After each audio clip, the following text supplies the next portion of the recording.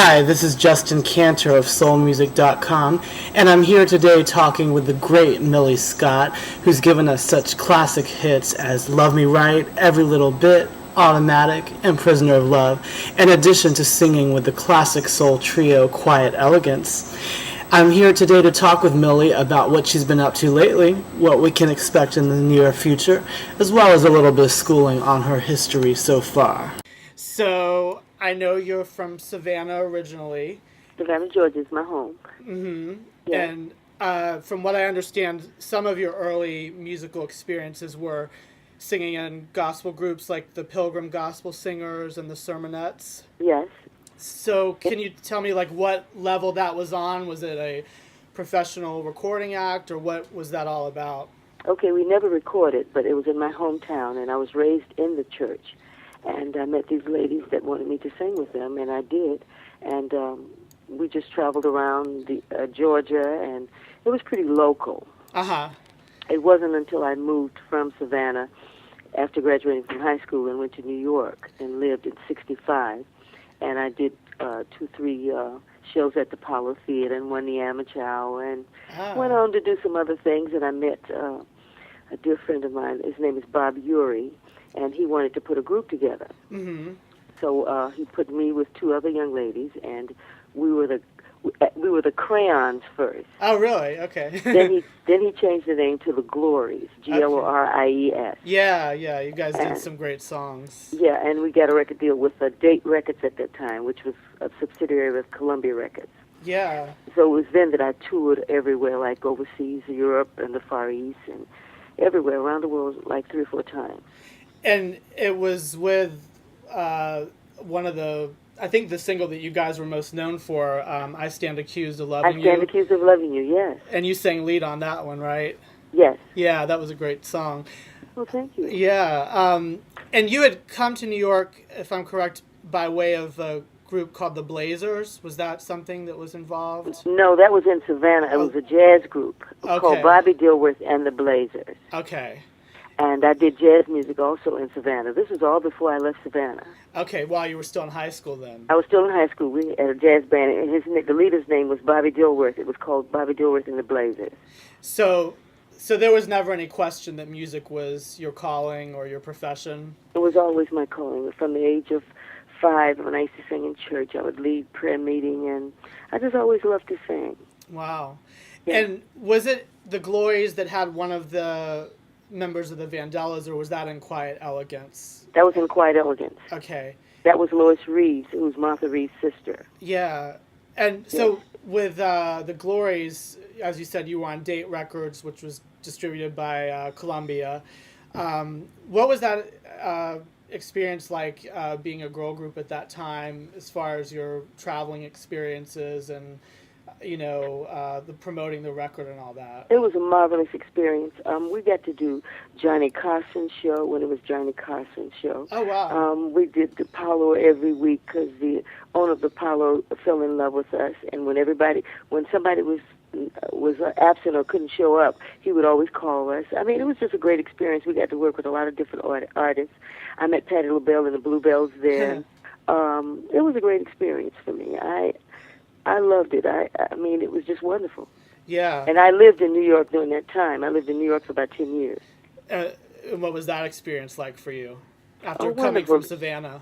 Wonderful. There's no place like New York. Yeah, definitely. I've been everywhere. I've toured everywhere. I've been with everybody, and there's no place like New York City. Yes, it's got everything. It's got everything and everybody. Yeah. So, what happened with the Glories that made you, or that made that dissolve?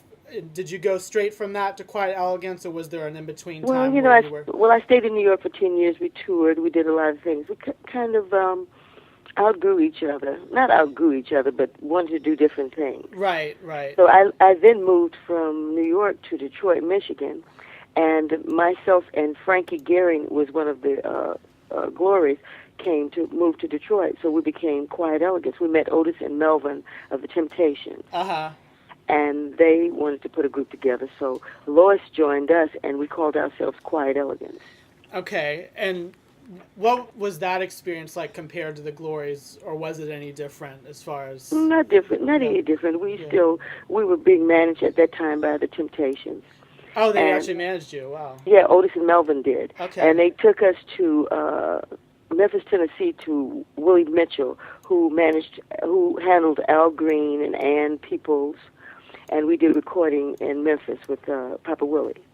Okay. It was Papa Willie. Was that another name for Willie Mitchell, or was that someone Yes, different? the Okay. same person, one and the same. And you guys were on High Records when High you did Records, that, right?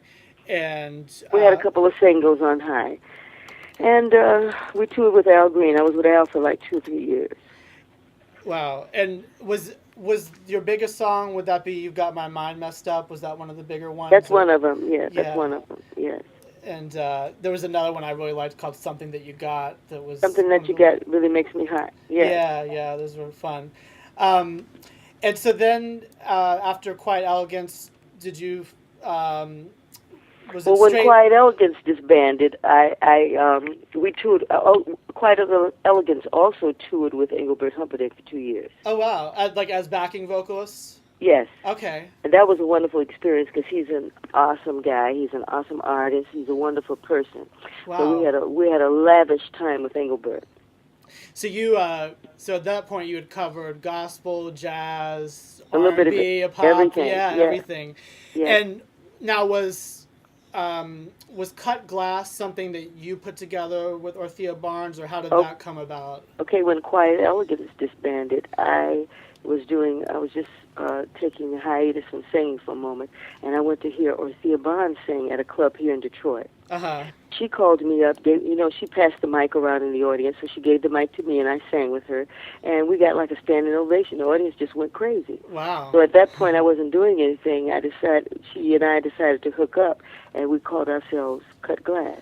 Yeah. It was a duo, and she's a fantastic artist, too. Yeah. I loved, Alive with Love. I loved Alive that with song. Love. Yeah. I did, too. That's one of my favorites. Oh, yeah, and also Sometime Soon. That was a really nice All song right, that I liked. all right. You've Yeah. been doing your work, huh? Well, yeah, I have, and I had those records for a while, and I really enjoy them, and I listen to them fairly often. So they were just wonderful. really feel good songs, and Yes. it was neat to hear like your voice on one side, then the other side would be Orthea's vocal, like the rising cost of love and all that. Okay, so yeah, so the Temptations had managed you, and I guess from that association that came a lot of different opportunities for you. Was that even afterwards? Did you find that? Because I know that after Cut Glass, it was a while before we heard from you as a solo artist. So yeah, but then I met, after Orthea and I disbanded, I met Bruce Nazarian and Dwayne Bradley, right, who did the first single on me, Millie Scott, Love Me Right. Uh-huh. There was one thing in between which I know is kind of obscure, but I really enjoyed it. It was an artist named Casino, and you sang a song called Hopeless Romantic. Yes, Hopeless Romantic, I remember. And Heaven's Touch and Hopeless Romantic. Was that like the name of a male vocalist, or was it a studio group, or what was that all about? I think it was a studio group. It was a studio group, yes. Okay. Because I noticed that had come out on a local Detroit label called Spectrum 10, I think. Yes. A little bit before you did the recordings with Bruce Nazarian. So was that just something that like they saw you at a show and said, we want you to come in and sing on our record, or do you remember anything about that even? I don't even remember it. It's been a while ago. Okay. I don't remember that. Okay. So hooking up with Bruce, though, that opened up another realm of music that you could cover. And what was that like, that experience, working with him and Ron Matlock? And well, it was a great experience because I was doing local stuff with my own band, because I've always had a local band here in Detroit. When I was not recording and I was no longer with Orthea, I would work locally around town, different private events or opening shows or whatever. So I had a wonderful group that I put together. So in between doing my local gig, I met Bruce and Dwayne, and we would go in the studio and record. Okay. So a lot of the stuff I recorded during that time, it was after I got off from work, like 2 a.m. in the morning, and I would go in the studio and just cut it. And every little bit is the single that did really well off the first CD, and I did that within like maybe 1 or 2 takes. Wow. Because it's such a great song. Yeah. Yeah.